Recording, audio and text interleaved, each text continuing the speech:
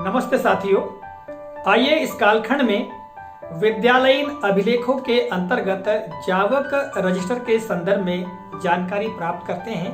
प्रत्येक विद्यालय में निश्चित ही जावक रजिस्टर होता है, क्योंकि साथियों वर्तमान में व्हाट्सएप जैसे माध्यम है जिसके द्वारा हम सॉफ्ट कॉपी ही प्रेषित कर देते हैं, किंतु बहुत सारे ऐसे भी अवसर आते हैं जब हमको लिखित जानकारी अर्थात हार्ड कॉपी वरिष्ठ कार्यालय को प्रेषित करनी होती है।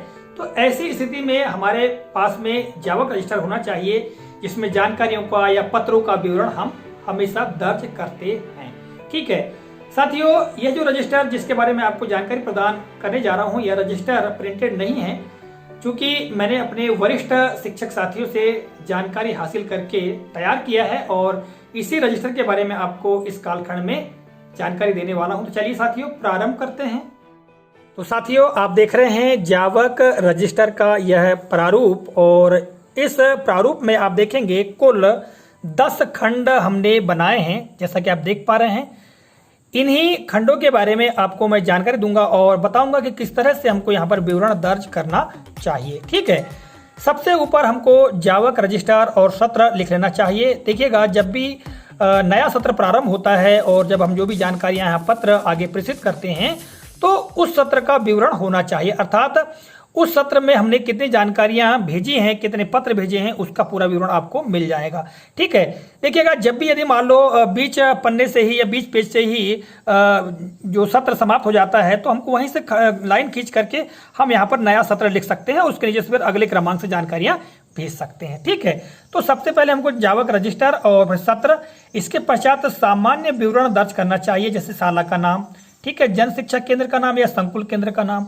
इसी तरह से फिर आगे विकास खंड या जनपद शिक्षा केंद्र का नाम, इस तरह तहसील का नाम, जिला या जिला शिक्षा केंद्र का नाम। इस तरह से हमको यहाँ पर सामान्य जानकारी ऊपर अंकित कर लेना चाहिए। इसके पश्चात बारी आती है यहाँ पर कालमों की, खंडों की। तो देखिएगा, हम प्रत्येक खंड को समझते हैं, जानते हैं कि कौन कौन से खंड हमने खींचा है और उसमें किस तरह से जानकारी अंकित करनी चाहिए। सबसे पहला खंड आता है संख्या क्रमांक या क्रम संख्या का। ठीक है, जैसा कि आप देख पा रहे हैं। तो साथियों, जैसा कि मैंने आपको बताया कि जो नया सत्र प्रारंभ होता है तो नए सत्र को हमने लिख लिया, इसके पश्चात वहां क्रमांक 1 से प्रारंभ करना चाहिए। और दूसरा जो खंड है आप देखेंगे यहाँ पर जावक या डाक क्रमांक का, तो यहाँ पर हमको उस क्रमांक को दर्ज करना होगा जो पूर्व में, इसके पूर्व में जो जानकारी या पत्र हमने वरिष्ठ कार्यालय को प्रेषित किया है उसका क्रमांक क्या था, उसके आगे क्रमांक हमको यहाँ पर अंकित करना होगा। उदाहरण के लिए जैसा कि हम सभी को ज्ञात है, हम प्रति माह संकुल केंद्र में वेतन पत्रक भेजते हैं और उसका विवरण निश्चित तौर से यहाँ दर्ज किया जाता है।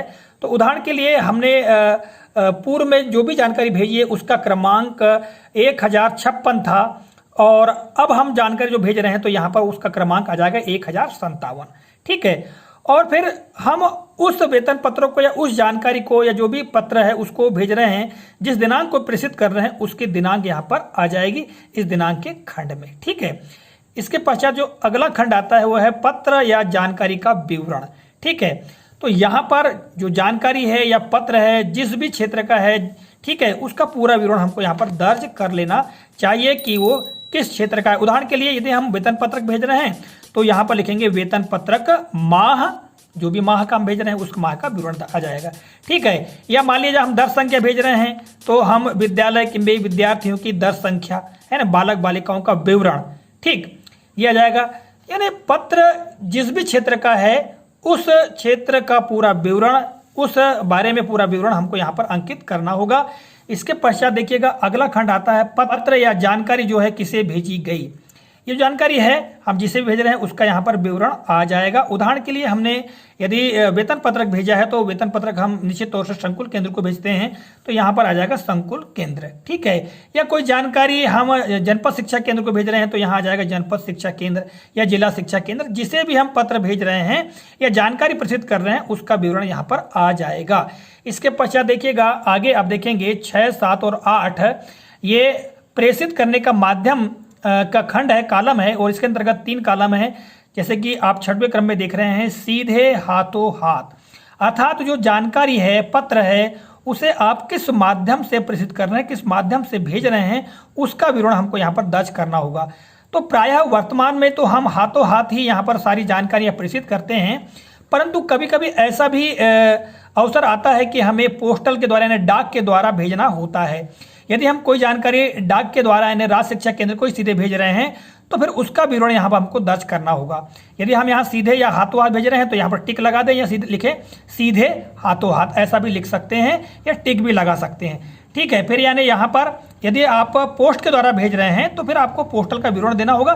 तो विवरण के अंतर्गत आ जाएगा कि आपने लिफाफे के माध्यम से भेजा या आपने लिफाफे पर कितनी डाक टिकट लगाई, ये सब पूरा विवरण यहाँ पर आ जाएगा। और फिर कितना व्यय हुआ, ठीक है, यानी कितना खर्च हुआ, उस खर्च को यहाँ पर अंकित करना होगा। ठीक है, इसके पश्चात हम बात करेंगे आगे। तो प्राप्तकर्ता के हस्ताक्षर, देखिएगा यदि हम सीधे जानकारी को प्रेषित कर रहे हैं तो फिर यहाँ पर उस प्राप्तकर्ता के हस्ताक्षर हो जाना चाहिए। अर्थात जब भी हम कोई जानकारी प्रेषित करने जाएं तो इस रजिस्टर को भी साथ में लेके जाएं और उनके हस्ताक्षर अवश्य करवा लें। ठीक है, तो इस तरह से हम इसमें हस्ताक्षर करवा लेंगे। इसके पश्चात अंत में आता है रिमार्क का खंड। तो यहाँ रिमार्क के खंड में आवश्यकता पड़ने पर उस जानकारी के बारे में अतिरिक्त विवरण यदि देना चाहें तो अतिरिक्त विवरण यहाँ पर हम लिख सकते हैं। ठीक है, तो साथियों इस तरह से ये जावक रजिस्टर के कुल 10 खंडों के बारे में मैंने आपको बताया, और चाहें तो आप अपने तरीके से भी खंड बढ़ा सकते हैं, घटा सकते हैं। ठीक है, और जैसा कि मैंने आपको पूर्व में ही बताया, मैंने अपने वरिष्ठ शिक्षक साथियों से ये जानकारी पूछकर ही आप तक प्रेषित करने का प्रयास किया है। तो साथियों इस तरह से आपने जावक रजिस्टर के संदर्भ में जानकारी प्राप्त की। यदि आपको इसी रजिस्टर के संदर्भ में अतिरिक्त जानकारी प्राप्त करना है या कोई भ्रम की स्थिति है या किसी अन्य अभिलेख, जो कि हमारे विद्यालय में कई तरह के अभिलेख होते हैं, उनके बारे में जानकारी हासिल करना चाहते हैं तो आप हमारे वरिष्ठ शिक्षक जैसे कि आप देख पा रहे हैं श्री DS पटले सर, आपसे आप कॉल के माध्यम से या व्हाट्सएप चैट के माध्यम से जानकारी प्राप्त कर सकते हैं। साथियों मिलेंगे अगले कालखंड में किसी नए प्रकरण, नई जानकारी को लेकर। तब तक के लिए जय हिंद।